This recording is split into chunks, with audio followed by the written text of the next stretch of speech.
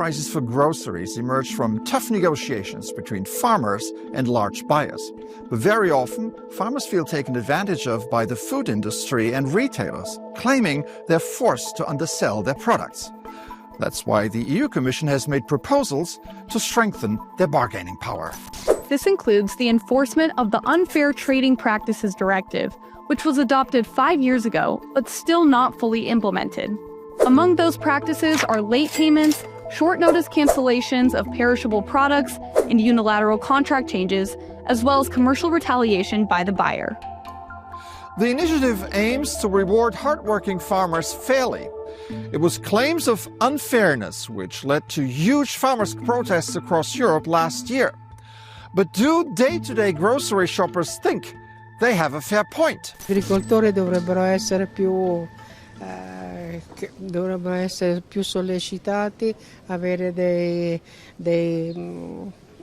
gli incentivi per poter andare avanti. È troppo, è difficile comunque farcela fino a un mese per mangiare una spesa normale. Penso che sono quelli che ci rimettono molto di più a livello di lavoro, insomma, non è giusto. Gli agricoltori prendono pochissimo perché ci sta la mediazione. Let's bring in Greg Laurie, who covers agriculture policy for Euronews. Good to see you, Greg. Good to see you, Stefan. So these imbalances between the farmers and the buyers of their products, is this a new thing? No, we have talked about it a lot here in Brussels and in the European institutions. You remember last year, during the first semester of 2024, farmers from all around Europe gathered for demonstrations in Brussels, but also in member states. They were complaining about the surging prices of inputs like fertilizers or products to protect their plants. So it's not new. They complain. They complain also about climate constraints. So in the first step, the Commission and the EU proposed to loosen the green condition to get CIP funding, to cut the red tape regarding fundings for farmers. Another proposal by the Commission is to protect the farmers from cost fluctuations. How could that be tackled? There are different proposals. One is written contracts. So buyers will clearly outline different terms like prices, quantity, delivery timelines in order to get a picture of the market situation. There's also this idea for member states to establish a mediation mechanism to resolve disputes between buyers and farmers. In general, the Commission wants a more equitable food policy. What are the guiding principles here? The guidelines is to bring more transparency, foster dialogue between all actors, to foster competitiveness, transparency on the whole value chain. And these conclusions are the result of 7-month negotiations between several stakeholders, agriculture sector, academia, rural communities and civil society. And these conclusions will shape the Commission's vision. Okay, great. Thanks a lot. There are roughly 9 million farms in the EU, more than 5 million less than in 2005. Almost 2/3 of these farms were small operations with less than 5 hectares in size. EU farms used 157 million hectares of land for agricultural production in 2020, 38% of the total land area of the EU. These numbers show that the food supply chain in Europe is based on rather small enterprises on the farmer side.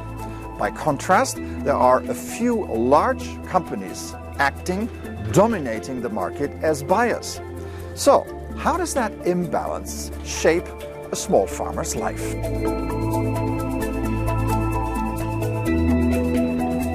Well, what is to be taken into account in the first place is the wide diversity and the wide complexity in the whole agri-food chain. You have very large farms that are usually very well on the market. A number of them are also export-driven. And they are usually quite profitable. On the other hand, you have a multitude of very fragmented, very small farms that are struggling, and those are the ones that need most attention or most help. By nature, the farmer is weaker in this bargain power. It has always been and will be. It's a little bit about the size of the company, but it's also the matter of our products that are often quite fresh and seasonal. We got the UTP directive, which we welcomed, and we also now welcome the review of that.